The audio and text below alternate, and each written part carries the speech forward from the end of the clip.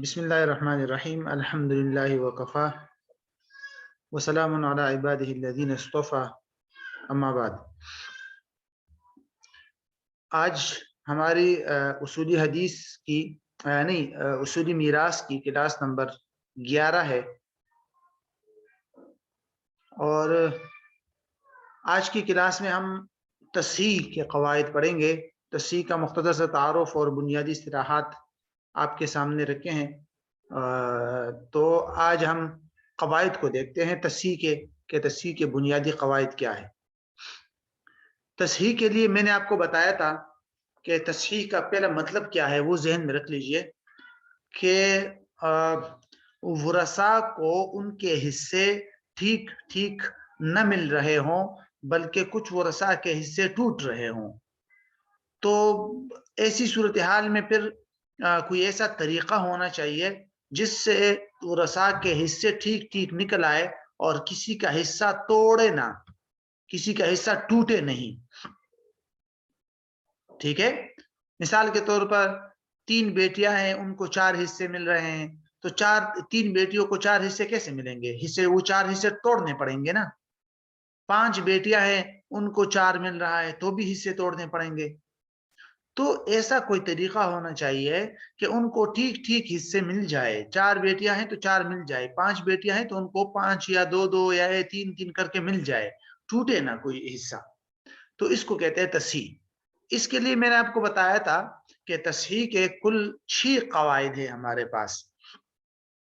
2 قواعد پہلی صورت میں ہیں اور 4 قواعد دوسری صورت میں ہیں۔ جہاں تک پہلی صورت ہے، اس کا مطلب کیا ہے کہ ایک طائفے پر کسر ہو رہا ہے تو اس کے 2 قاعدے ہیں۔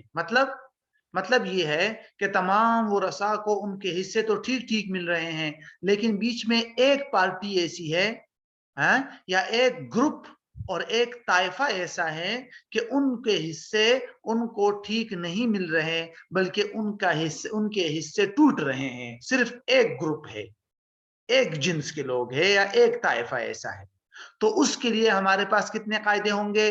2 قاعدے ہیں، آسان۔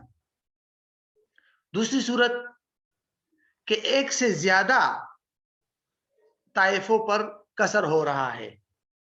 ایک سے زیادہ طائفے پر کسر ہو رہا ہے کا مطلب یہ ہے کہ ایک پارٹی نہیں ہے، بلکہ ایک سے زیادہ پارٹیز ایسی ہے کہ ان کو ان کے حصے ٹھیک ٹھیک نہیں مل رہے ہیں، بلکہ ان کے حصے ٹوٹ رہے ہیں۔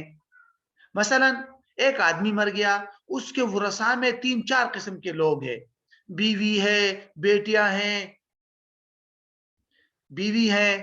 بیٹیاں ہیں، اور اسی طرح والد ہے، والدہ ہے، بہت سارے لوگ ہیں، اور سب کو ان کے حصے ٹھیک نہیں مل رہے، بلکہ ایک سے زیادہ لوگوں کو کے حصے ٹوٹ رہے ہیں۔ بیٹیوں کو بھی ان کا حصہ ٹھیک نہیں مل رہا ہے، اسی طرح بہنیں ہیں تو ان کو ان کا حصہ ٹھیک نہیں مل رہا، ٹوٹ رہا ہے۔ بھائی ہے تو ان کو ان کا حصہ ٹوٹ رہا ہے، ان کو مکمل حصہ نہیں مل رہا۔ تو ایسی صورتحال میں پھر کتنے قواعد ہیں ہمارے پاس؟ 4 قواعد ہے۔ تو 2 خلاصہ ذہن میں رکھ لیجئے، 2 قاعدے اس صورت میں ہیں جب ایک پارٹی پر کسر ہو رہا ہو، حصے ٹوٹ رہے ہوں، اور 4 قواعد اس صورت کے ساتھ خاص ہے جب 2 یا 2 سے زیادہ پارٹیز کو ان کے حصے ٹھیک نہیں مل رہے، بلکہ ان کے حصے ٹوٹ رہے ہیں۔ تو اس ٹوٹے ہوئے حصوں کو ٹھیک کرنے کے لیے تصحیح کے ہمارے پاس کتنے قواعد ہوں گے؟ 4 قواعد ہوں گے۔ تو یہ دونوں ملا کے 6 قاعدے بنتے ہیں۔ ہمارے ایک کو الگ الگ دیکھتے ہیں، ٹھیک ہے۔ سب سے پہلے ہم کس کو دیکھیں گے کہ ایک طائفے پر کسر ہو رہا ہو، تو اس کے ہمارے پاس 2 قاعدے ہیں۔ پہلا قاعدہ، ایک بات آپ ذہن میں رکھ لیجئے اس قاعدے سے پہلے، ابھی قاعدہ نہ پڑھیے آپ تاکہ یہ بات آپ کے سمجھ میں آ جائے۔ بات یہ ہے کہ جب بھی آپ دیکھیں کہ میت کے ورثاء میں سے کوئی ایک پارٹی ایسی ہے کہ جس کے حصے ان کو ٹھیک ٹھیک نہیں مل رہے، ٹوٹ رہے ہیں، تو وہاں آپ نے 2 کام کرنے ہوتے ہیں۔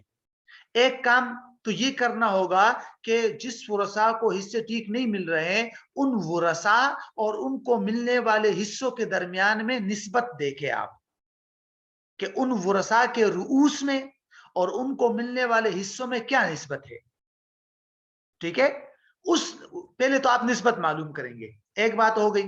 دوسری بات، نسبت معلوم کرنے کے بعد ورثاء کے جو رؤوس ہے وہ اس رؤوس کا وفق یا اس رؤوس کے مکمل رؤوس کو اٹھا کر اس کو آپ نے پہلے اصل مسئلے کے ساتھ ضرب دینا ہے اور پھر ہر وارث کے حصے کے ساتھ بھی ضرب دینا ہے تاکہ ہر ایک کا ٹھیک ٹھیک حصہ نکل آئے. یہ دو کام کرنے ہوتے ہیں. امید ہے سمجھ آ گیا ہوگا. ٹھیک ہے کہ ایک پارٹی پر ان کے حصے نہیں ٹھیک تقسیم ہو رہے تو آپ نے اس پارٹی اور اس کے ملنے والے حصے کے درمیان میں نسبت دیکھنی ہے. ایک کام تو یہ کرنا ہے. نسبت جب آپ کو معلوم ہو جائے گی تو اس کے بعد آپ نے اس پارٹی کے رؤوس کو کہ مکمل رؤوس کو پکڑنا ہے یا اس کے وفق کو. وہ آگے میں بتاؤں گا کہ کب وفق کو پکڑنا ہے کب رؤوس کے مکمل حصے کو. اس کو اٹھا کے آپ نے اصل مسئلے کے ساتھ بھی ضرب دینا ہے اور پھر ہر وارث کو جو حصہ ملا تھا پہلے اس کے ساتھ بھی ضرب دینا ہے تو بس ہر ایک کا حصہ بھی نکل آئے گا. تو چلے پہلا قاعدہ دیکھتے ہیں. پہلے قاعدے کا بیک گراؤنڈ ذہن میں رکھیے. بیک گراؤنڈ یہ اوپر ہے جو اوپر سرکل میں نے آپ کو بنایا ہوا ہے یہ اسکوائر میں کے درمیان کہ ایک پارٹی پر کسر ہو رہا ہے. تو آپ نے کیا کرنا ہے دیکھنا ہے کہ اگر سہام اور رؤوس میں یعنی جس پارٹی پر کسر ہو رہا ہے اس پارٹی کے رؤوس اور ان کو ملنے والے حصے جو سہام ہے ان کے درمیان میں تداخل یا توافق کی نسبت ہو تو پھر ان دونوں صورتوں میں وہ جو رؤوس ہے نا پارٹی کے رؤوس اس کے وفق کو پکڑنا ہے. اس وفق کو لے کر اصل مسئلے کے ساتھ بھی ضرب دینا ہے اور ہر وارث کو جو حصہ ملا تھا اس کے ساتھ بھی ضرب دینا ہے. اور اگر عول والا مسئلہ ہوا ہے تو پھر آپ نے اصل مسئلہ میں جو عول ہوا ہے اس عول والے حصے میں ضرب دینا ہے اور اس کے بعد ہر ایک کے حصوں کے ساتھ بھی ضرب دینا ہے تو مسئلہ حل ہو جائے گا. ذرا مثال دیکھتے ہیں. ادھر آ جائیے آپ. صرف یہ دیکھیے آپ جیسے میں سمجھاتا ہوں اس کے مطابق تھوڑا تھوڑا جائیے. اس مثال کو مکمل مثال کے ہر پوائنٹ کو نہ دیکھیں. ابھی صرف یہ دیکھیے جیسے میں بتاتا ہوں. ایک آدمی کا انتقال ہوا اس کے ورثاء میں 3 پارٹیز ہیں. باپ ہے ماں ہے اور 10 بیٹیاں ہیں. ٹھیک ہے جی. باپ کو کتنا ملے گا سدس بھی اور عصبہ بھی. یاد ہے نا بیٹیاں موجود ہو تو باپ کو چھٹا حصہ بھی ملتا ہے اور وہ عصبہ بھی بنتا ہے. ماں کو سدس ملے گا اور 10 بیٹیاں ہیں تو ان کو ملے گا سلوسان. ٹھیک ہے. اب مسئلہ کس سے بنے گا 6 سے. کیوں؟ اس لیے کہ سدس اور سلوسان جمع ہو گئے تو چھوٹا والا سدس ہے. 6 سے مسئلہ بنا دیا. 6 میں سے ہم نے 1 دے دیا باپ کو 1 دے دیا ماں کو 4 بچ گئے وہ ہم نے دے دیے چاروں بیٹیوں کو. کیوں؟ اس لیے کہ 4 سلوسان ہے نا 6 کا سلوسان 4 ہے وہ بیٹیوں کو دے دیا. بس مسئلہ ختم ہو گیا نا. چلے جی مسئلہ ختم ہو گیا. اب یہ دیکھنا ہے کہ کسی کے حصے ٹوٹ تو نہیں رہے. تو باپ تو 1 ہے چلو اس کو 1 حصہ مل گیا. ٹھیک ٹھیک مل گیا. ماں بھی 1 ہے 1 حصہ مل گیا. چلے بھائی وہاں بھی ہو گیا. یہاں آ جائیے. بیٹیاں ہیں 10 اور حصے ہیں 4. تو 4 حصے جب آپ 10 بیٹیوں کو دیں گے تو کسر ہو رہا ہے کہ نہیں ہو رہا ہے. تو یہ ہمارے پاس بیک گراؤنڈ معلوم ہو گیا کہ ایک طائفے پر یہاں کسر ہو رہا ہے. اس طائفے کے رؤوس ہے 10 افراد ہے اور ان کے سہام ہے 4. تو 4 کو اگر آپ 10 پہ تقسیم کریں گے تو چیزیں ٹوٹے گی. تو ایسا کوئی طریقہ ہے کہ ٹوٹنے نہ پائے یہ حصے؟ جی بالکل ہے. وہی قاعدہ ہے پہلا قاعدہ وہ یہاں یہ کیا ہے کہ ہم نے کیا کرنا ہے کہ بیٹیوں اور ان کے حصوں کے درمیان میں نسبت دیکھیں گے. تو بیٹیوں کے رؤوس ہے 10 ان کو ملنے والے حصے ہے 4. تو آپ مجھے بتائیں 4 اور 10 میں کیا نسبت ہے؟ 4 اور 10 میں کیا نسبت ہے؟ توافق کی نسبت ہے. توافق تداخل نہیں ہے. تداخل اس لیے نہیں ہے کہ 4 جو ہے اگر اس کو آپ 2 مرتبہ لائیں گے تو 8 تک جائے گا. 3 مرتبہ لائیں گے 4 کو تو 12 جائے گا. 10 تک نہیں پہنچ سکتا 4. تو ایک تیسرا عدد لے آئیے. وہ تیسرا عدد ہے 2. 2 ایسا عدد ہے کہ جو 4 تک پہنچ رہا ہے 2 دفعہ آ کر. 2 دونی 4 ہے نا. اور 2 جو ہے وہ 10 تک پہنچ رہا ہے کتنی مرتبہ آ کر 5 مرتبہ آ کر. ٹھیک ہے. تو دونوں میں کیا ہو گیا توافق. تو میں نے آپ کو کیا بتایا تھا قاعدہ کہ اگر توافق ہو تو ان ورثاء کے رؤوس کے وفق کو پکڑنا ہے. تو 10 بیٹیوں کا وفق کتنا ہے 5 ہے وفق. کیوں 5 ہے؟ اس لیے کہ 2 جو ہے نا اس نے 10 کو 5 مرتبہ آ کر ختم کیا ہے یا 2 جو ہے وہ 10 کو تب پہنچے گا جب 5 مرتبہ آئے گا. تو 5 ہے وفق. تو ہم نے 5 کو پکڑ لیا. اب اس 5 کے ساتھ 2 کام کرنے ہیں اگر میں نے آپ کو جو بتایا تھا وہ یاد ہو. پہلا اس 5 کو اٹھا کر اس اصل مسئلے میں ضرب دیجئے. تو 5 کو हमने 6 से ضرب दिया तो 30 बन गया. अब असल मसला बनेगा 30 से. ठीक है जी, असल मसला मालूम हो गया 30 से. अब इसी 5 को उठाना है और हर वारिस के हिस्से के साथ ज़रब देते जाएं तो हर एक का हिस्सा मालूम हो जाएगा. मसलन बाप को 1 मिला था 6 में से ना, तो 5 को 1 के साथ ज़रब देंगे आप तो 5, बाप को 30 में से 5 मिल जाएंगे. माँ को 6 में से 1 मिला था, तो इस 5 को 1 के साथ ज़रब दे तो 5, तो 30 में से माँ को भी 5 मिल जाएगा. बाकी बचे 20. 5 को हमने 4 के साथ ज़रब दिया, जो बेटियों को 4 मिला था, तो 20 निकला है. अब 20 जो है 10 बेटियों पर आसानी से तकसीम हो जाएगा 2-2 करके, तो कोई कसर नहीं होगा. तो असल मसला बन जाएगा 30 से. 30 में से 5 बाप को, 5 माँ को और 2-2 हर बेटी को मिल जाएगा. तो तसी हो गई. तो ये मिसाल थी तवाफुक की कि रुऊस और उनके हिस्सों के दरमियान में वफक की निस्बत हो. तो वहां हमने इस बेटियों के रुऊस के वफक को पकड़कर असल मसला और हर वारिस के हिस्से के साथ ज़रब देना है. यहां आ जाइए, यहां पर भी सेम टू सेम यही काम करना है. ये मिसाल है तदाखुल की. मसलन एक आदमी का इंतकाल हुआ, बाप है, माँ है और 8 बेटियां हैं. 10 नहीं है, 8 बेटियां हैं. उसी तरह मसला 6 से बना, 1 दे दिया बाप को, 1 दे दिया माँ को और 4 दे दिए बेटियों को. तो अब बैकग्राउंड मालूम हो गया कि बेटियां हैं 8, उनके हिस्से या सिहाम है 4, तो 4 तो 8 पर बराबर बराबर तकसीम नहीं हो रहा, टूट रहा है. तो अब हमने क्या करना है, निस्बत देखी हमने. तो 4 और 8 में क्या निस्बत है, तदाखुल की निस्बत है. क्यों तदाखुल की निस्बत है, क्योंकि 4 जो है वो 2 टाइम आकर 8 तक पहुंच रहा है. 4 को 2 दफा ले आएंगे तो 8 तक पहुंच जाएगा. तो तदाखुल है ना. तो तदाखुल में भी हमने इस बेटियों के रुऊस के वफक या दखल जो होता है उसको पकड़ना है. वो क्या है, वो है 2. क्यों 2 है, क्योंकि 4 जो है वो 2 मरतबा आकर 8 तक पहुंच रहा है, तो 2 है वफक. तो 2 को पकड़ लिया हमने. अब इस 2 के साथ वही काम करना है जो हमने पीछे किया था. 2 को उठाकर 6 के साथ ज़रब देंगे तो 12 बन जाएंगे. असल मसला हो गया 12. अब हर वारिस के हिस्से के साथ भी ज़रब देंगे आप. तो 2 को उठाकर बाप के 1 वाले हिस्से में ज़रब दिया तो 2, बाप के माँ के हिस्से के साथ ज़रब दिया तो उसको भी 2 मिला. 2 1 2 और इनको मिले थे 4, तो 2 को 4 के साथ ज़रब देंगे तो 8, तो बेटियों को मिल जाएंगे 8. तो असल मसला बन जाएगा 12 से. 12 में बाप को मिल जाएगा 2, माँ को मिल जाएगा 2 और 8 बेटियों को मिल जाएंगे 8. तो हर एक को 1-1 मिल जाएगा, लिहाजा तसी हो गई. तो बहरहाल ये पहले कायदे का खुलासा है. उम्मीद है आपको समझ आ गया होगा. मैं दोबारा एक बता देता हूं खुलासा के तौर पे कि एक पार्टी पर कसर हो रहा हो, सिर्फ एक पार्टी को उनके हिस्से ठीक नहीं मिल रहे हैं, तो उसका पहला कायदा यह है कि उस पार्टी और उसके हिस्से के दरमियान में तवाफुक या तदाखुल की निस्बत हो. तो ऐसी सूरत में हमने क्या करना है, सबसे पहले तो हमने वरसा के रुऊस के वफक को पकड़ना है, जो यहाँ 5 था और यहाँ 2. उस वफक को उठाकर उसके साथ क्या करना है, 2 जगह ज़रब देना है. एक असल मसले के साथ ज़रब देना है, तो हमारे पास असल मसला दोबारा निकल आएगा जो हासिल होगा.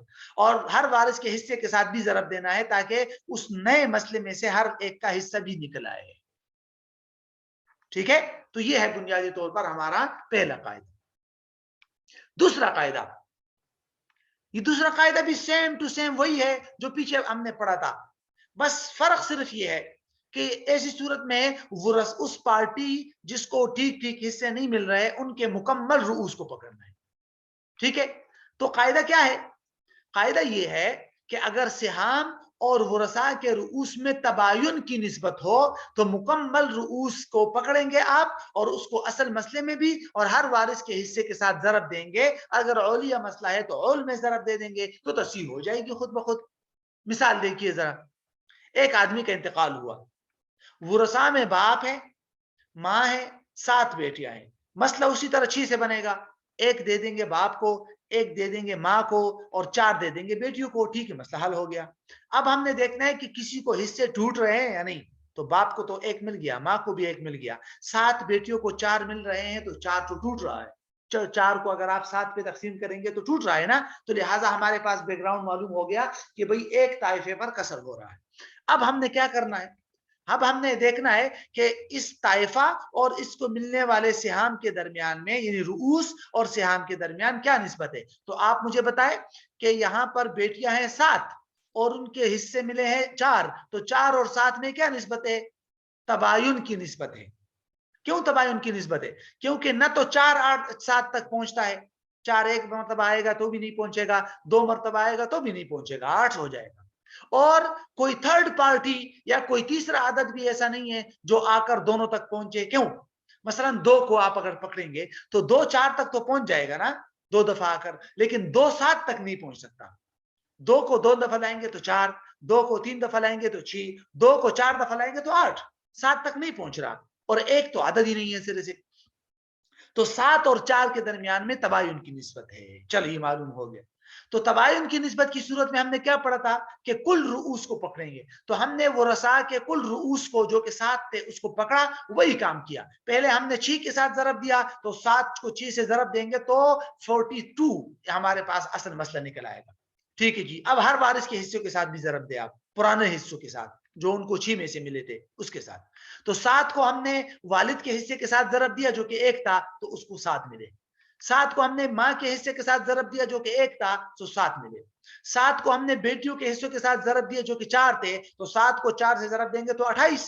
तो अब 42 में से 7 बाप को मिल जाएगा, 7 माँ को मिल जाएगा, और 28 जो है वो बेटियों को मिल जाएगा। तो 28 जो है 7 लोगों पर आसानी से तकसीम हो जाएगा। क्या कैसे? 4 4, हर एक को 4 4 दे दे बेटियों को, तो 28 बराबर हो जाएगा। तो अब आप वो रजा को कहेंगे कि भाई कुल माल को 42 हिस्से कीजिए, और उसमें से 7 बाप को दीजिए, 7 माँ को दीजिए, और 7 बेटियों में से हर बेटी को 4 4 दीजिए, तो तसी हो गई। समझ आया आपको? तो ये है तबाइन की सूरत में आपने कुल रूस को पकड़ना है। तो ये बुनियादी तौर पर इन 2 कायदों का ताल्लुक उस सूरत के साथ था कि वो रसा में सिर्फ एक पार्टी पर कसर हो रहा है। आपने इन तमाम मिसालों में पीछे देखा होगा तीनों में कि एक पार्टी पर कसर हो रहा है, तो उस पार्टी के रूस और सिहाम में आपने निस्बत देखनी है। तदाखुल और तवाफुक की निस्बत हो तो रूस के वफक को पकड़कर ज़रब देना है, और अगर तबायुन की निस्बत हो तो कुल रूस को पकड़कर 2 जगह ज़रब देना है, असल मसले के साथ और हर वारिस के हिस्से के साथ। तो ये 2 कायदे तो तब थे कि जब एक ताइफे पर कसर हो रहा हो। अब जो आगे 4 कायदे हैं वो तब है कि एक से ज्यादा ताइफों पर कसर हो रहा हो। लेकिन उससे पहले अगर आपके जहन में कोई सवाल है तो वो कर लीजिए। अच्छा जी, अब आगे बढ़ने से पहले ये जो आगे हमारे पास 4 कायदे हैं कि एक से ज्यादा ताइफों पर कसर हो रहा हो, ये समझना चाहिए और ये बहुत अहम है। यहां जरा जहन लगा के इसको समझिए। एक से ज्यादा ताइफों पर कसर होने का पहले मतलब समझिए, ठीक है? उसके बाद फिर हम जाएंगे। एक से ज्यादा ताइफों का मतलब ये है ना कि 2 या 3 पार्टीज को उनके हिस्से ठीक ठीक नहीं मिल रहे। जरा यहां देखिए मिसाल को, 6 बेटियां हैं, 3 दादियां हैं, 3 चचा है। 6 बेटियों को मिल रहा है 4, तो टूटेगा 4। 3 दादियों को मिल रहा है 1, तो भी टूटेगा। 3 चचा को मिल रहा है 1, तो भी टूटेगा। तो देखो कितने लोगों के हिस्से टूट रहे हैं, बहुत सारे लोगों के हिस्से टूट रहे हैं। अब हमने क्या करना? तो इसके लिए हमारे पास कितने कायदे हैं? 4 कायदे। उन 4 कायदों में एक बुनियादी और अहम जो पॉइंट है वो ये 2 काम करने हैं आप, यानी चारों कायदों में ये 2 काम करने होते हैं। ये बहुत जरूरी है। अगले जो 4 कायदे आ रहे हैं, चारों के चारों कायदों में आपने कौन से 2 काम करने होंगे? ये 2 काम। एक को मैंने नाम दिया है मुख्तसर करना। क्या करना? इख्तिसार करना, तलखीस करना। मैं बताता हूं इसके क्या मतलब है। और दूसरा काम आपने क्या करना होगा? जरब देना। जरा दोनों को समझिए आप अलग अलग। मुख्तसर करने का क्या मतलब है? मुख्तसर करने का मतलब ये है ना कि भाई जिन जिन लोगों को और जिन जिन पार्टीज को हिस्से ठीक ठीक नहीं मिल रहे हैं, तो उन पार्टीज के रूस और उनके मिलने वाले सिहाम, उनके दरमियान में आप निस्बत देखें कि उनमें क्या निस्बत है। अगर तो तमासुल और तबायुन की निस्बत है, तमासुल मतलब सेम टू सेम है या बिल्कुल कॉन्फ्लिक्ट है, झगड़ा है, तबायुन है, तो अपने हाल पर रहने दे उनको। रूस को भी अपने हाल पर रहने दे और सिहाम को भी अपने हाल पर रहने दे। और अगर रूस और सिहाम के दरमियान में तदाखुल या तवाफुक की निस्बत है, तो आपने वहां पर अदद रूस के वफक को नोट कर लेना है, तो इख्तिसार हो जाएगा। हर जगह आपने यही करना है। सबसे पहला काम क्या करना होगा? तमाम पार्टीज, जिन जिन ताइफे हैं ना, ताइफे, तमाम ताइफों के रूस और उनके मिलने वाले हिस्सों के दरमियान निस्बत देके आप। अगर तो हिस्सों और रूस में तमासुल या तबायुन की निस्बत है तो कुछ भी करने की जरूरत नहीं है। और अगर तवाफुक या तदाखुल की निस्बत है तो एक काम करना होगा, वो क्या? कि उस पार्टी के अदद रूस के वफक को महफूज कर ले, नोट कर ले साइड में, बस اس یہ کام کر لیں. پہلا کام تو یہ ہو جائے گا آپ کا. ٹھیک ہے جی, محفوظ کر لیا آپ نے. دوسرا کام, یہ مختصر کرنے کے بعد اب ہم نے یہاں پہلے والے کام میں آپ نے کس چیز کو دیکھا تھا؟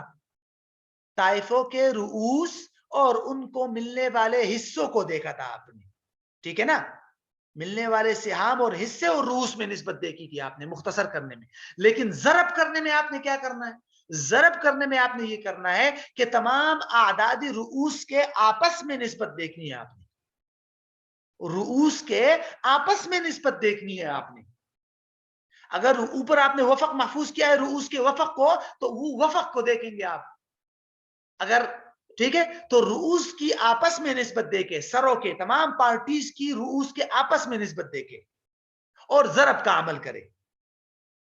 ضرب کا عمل کیسے کرے وہ آگے آئے گا کہ کہاں آپ نے کیا کرنا ہے. لیکن بہرحال رؤوس کی نسبت کے یعنی تمام رؤوس کے آپس میں نسبت دیکھیں گے آپ کہ توافق ہے, تداخل ہے, کون سی نسبت ہے, اور تو وہاں پر آپ نے پھر ضرب کا کام کرنا ہے کہ رؤوس کا آپس میں بھی ضرب دینا ہے, اور آخر میں جو آپ کے پاس حاصل ضرب نکلے گا, رزلٹ نکلے گا, اس کو اٹھا کر اصل مسئلے کے ساتھ بھی آپ نے ضرب دینا ہے, تو تصحیح ہو جائے گی. یہ دو کام سمجھ آ گئے؟ نہیں آئے تو مجھے ذرا بتا دیجئے میں سے. ٹھیک ہے, پہلا کام کیا کرنا ہے, سہام اور رؤوس کے درمیان نسبت دیکھ کر دیکھے, تماثل تباین ہے تو کچھ نہ کرے, اور اگر سہام اور رؤوس میں نسبت تداخل یا توافق کی ہے تو وفق کو محفوظ کر لے.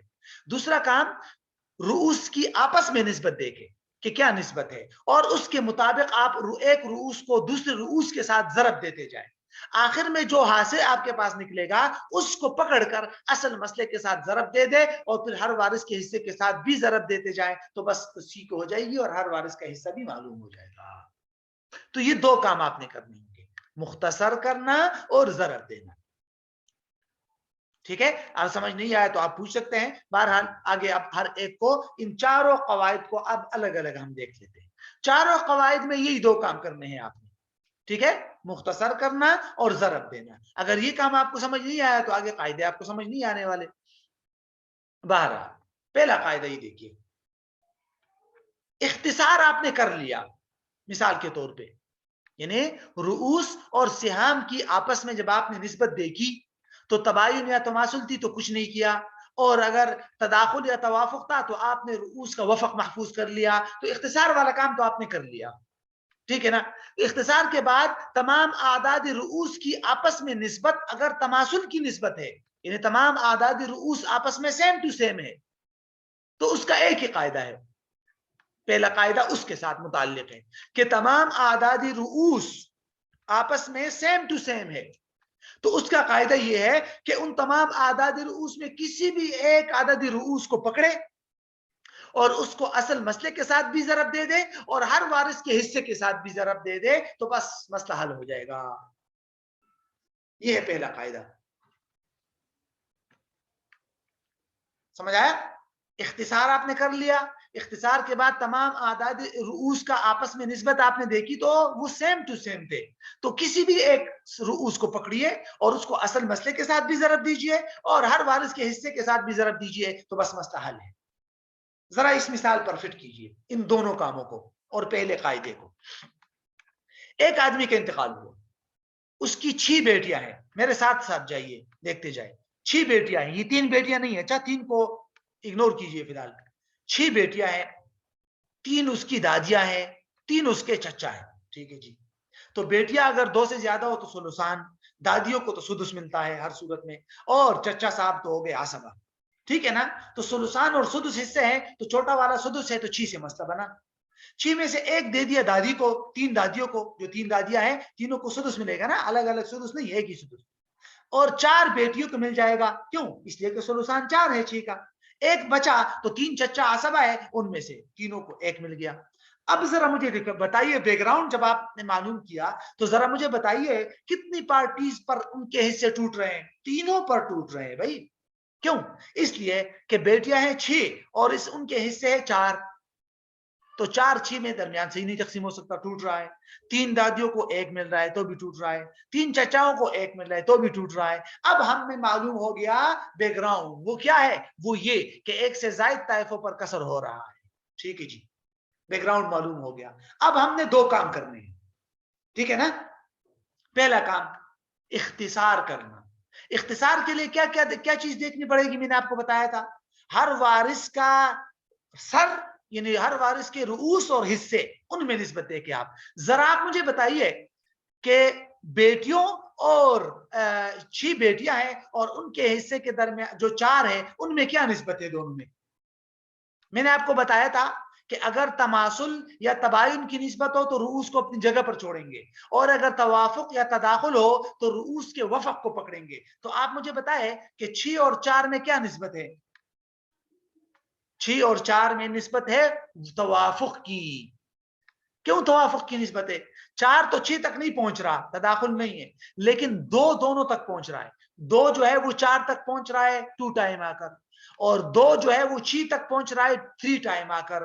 تو گویا کہ بیٹیوں کے رؤوس اور ان کے حصوں کے درمیان میں توافق کی نسبت ہے. تو ہم نے کس کو پکڑنا ہے؟ رؤوس کے وفق کو. تو رؤوس کا وفق ہے 3, تو 3 کو محفوظ کر دیا. پہلا کام چل رہا ہے اچھا اختصار کرنا, تو ہم نے 3 کو محفوظ کر دیا. یہاں آ جائیے, دادیاں ہیں 3 اور حصے ہیں 1, تو تباین ہے نا, تو کچھ نہیں کرنا, اپنی جگہ پہ بس کچھ بھی نہیں کرنا. اچھا جی, چچا ہے 3 ان کے حصے مل رہے 1, تو یہ بھی تباین ہے, تو بھی کچھ نہیں کرنا. میں نے آپ کو بتایا تھا تباین میں تماثل میں کچھ نہیں کرنا, توافق اور تداخل میں وفق پکڑنا ہے. تو پہلا کام ہمارا ہو گیا اختصار. یہاں ہمارے پاس حاصل ہو گئے 3, یہاں بھی 3 ہے, یہاں بھی 3, ٹھیک ہے نا. دوسرا کام کیا کرنا ہے ہم نے؟ دوسرا کام کرنا ہے تمام رؤوس کی آپس میں نسبت دیکھیں گے. یہی تو ہمارا دوسرا کام تھا, اور چاروں قاعدے اسی کام سے متعلق ہے, اسی دوسرے کام سے متعلق. چاروں قاعدے دوسرے کام سے متعلق ہے, ٹھیک ہے نا. تو دوسرے کام کے لیے ہم نے پہلا قاعدہ کیا پڑھا کہ تمام اعداد رؤوس آپس میں تماثل کی نسبت ہو, بالکل سیم ٹو سیم. تو کسی بھی ایک عدد کو پکڑ کر ضرب دیں گے. تو یہ ذرا مجھے بتائیں گے آپ کہ یہاں ورثاء کتنے ہیں؟ چچا 3, یہاں ورثاء کتنے ہیں؟ 3, یہاں بھی ہمارے پاس 3 ہے, 6 نہیں ہے. آپ کہیں گے 6 ہے, 3 کیوں نہیں؟ 3 کیوں ہے؟ اس لیے بھائی صاحب کہ ہم نے اختصار کرنے میں یہاں وفق نکالا تھا تو وہ 3 نکلا تھا, تو یہاں پر بھی ہمارے پاس 3 ہے. تو اب ہمارے پاس 3 3 3 تمام رؤوس میں تماثل کی نسبت ہے, تو پہلا قاعدہ جاری ہو جائے گا. ہم نے یہاں سے کسی بھی ایک عدد کو لے لیا, 3 چچاؤں کے سروں کو لے لیا, دادیوں کے سروں کو لے لیا, یا بیٹیوں کے جو 3 وفق تھا اس کو لے, کسی بھی ایک کو لے لے آپ, اصل مسئلے کے ساتھ ضرب دیجئے. تو 3 کو 6 کے ساتھ ضرب دیں گے تو کیا جواب آئے گا؟ 18. اصل مسئلہ ہو گیا 18. اسی 3 کو ہر وارث کے حصے کے ساتھ ضرب دیجئے. 3 کو 4 کے ساتھ ضرب دیجئے تو 12. 3 کو 1 کے ساتھ ضرب دے تو 3, اور 3 کو 1 کے ساتھ ضرب دے تو 3. تو 3 چچاؤں کو بھی 3 مل جائیں گے, 3 دادیوں کو بھی 3 مل جائیں گے, اور 6 بیٹیوں کو مل جائیں گے 12, ہر ایک کو 2 2 مل جائیں گے. اب آپ مجھے بتائیں کچھ مشکل ہے؟ کچھ بھی مشکل نہیں ہے. یہ ہو گیا پہلے قاعدے کا حل, ٹھیک ہے. تو بنیادی طور پر دوبارہ آ جائیے, یہاں مختصر کرنے میں کیا کرنا پڑتا ہے کہ ہر وارث کے رؤوس اور حصوں میں نسبت دیکھنی ہے. تماثل تباین ہو تو کچھ نہیں کرنا, توافق تداخل ہو تو رؤوس کے وفق کو پکڑنا ہے, محفوظ کر لینا ہے, ٹھیک ہے جی. اور آگے ضرب دینے کے لیے کیا کرنا ہے؟ ضرب دینے کے لیے یہی 4 قواعد ہیں جو آگے آ رہے ہیں کہ تمام رؤوس کی آپس میں نسبت دیکھیں گے آپ تو پھر 4 قاعدے اپلائی ہوں گے. تمام رؤوس کی سروں میں آپس میں نسبت اگر آپ دیکھیں گے تو پہلا قاعدہ یہ ہے کہ تمام رؤوس میں تماثل ہو, تو وہی پہلا قاعدہ تھا. تو کسی بھی ایک کو پکڑیے, اصل مسئلے کے ساتھ بھی ضرب دیجئے اور ان کے پرانے حصوں کے ساتھ بھی ضرب دیجئے, تو بس ختم. آگے بھی ہم نے کیا کرنا ہے؟ دوسرے کام پہ غور کرنا ہے. پہلا کام تو ہمارا حل شدہ ہے نا, اختصار کرنا تو ہمارے پاس آسان ہے کہ ہم رؤوس اور حصوں میں نسبت دیکھیں گے اور وفق پکڑیں گے, یا جو بھی یا کچھ نہیں کریں گے, وہ تو ہم کریں گے ہی کریں گے. لیکن رؤوس کی آپس میں نسبت دیکھیں گے تو وہ نسبت کیا ہوگی؟ تو 4 نسبتیں ہوں گی نا, تماثل, تداخل, توافق یا تباین. تو وہی 4 قاعدے ہیں ہمارے پاس. تو پہلا قاعدہ ہم نے پڑھ لیا کہ رؤوس کی آپس میں نسبت جو ہے وہ تماثل کی ہو تو کسی بھی ایک کو پکڑ کر اصل مسئلے کے ساتھ اور ہر وارث کے حصے کے ساتھ ضرب دے دے, تو یہ پہلا قاعدہ ہے, ٹھیک ہے. باقی تینوں قاعدے اسی سے متعلق ہیں کہ دیکھیے اگر تداخل کی نسبت ہو رؤوس کی آپس میں, یعنی اختصار کرنے کے بعد رؤوس کی آپس میں اگر تداخل کی نسبت ہو تو کیا کرنا ہے, ٹھیک ہے. توافق کی نسبت ہو تو کیا کرنا ہے, اور چوتھا قاعدہ ہے تباین کی نسبت ہو تو کیا کرنا ہے. تو یہ 3 قاعدے رہتے ہیں, اس کو انشاءاللہ پھر کل کی کلاس میں دیکھیں گے. ابھی اگر آپ کے ذہن میں اب تک کے مسئلے کا کچھ مشکل ہو تو ذرا مجھے آپ پوچھ سکتے ہیں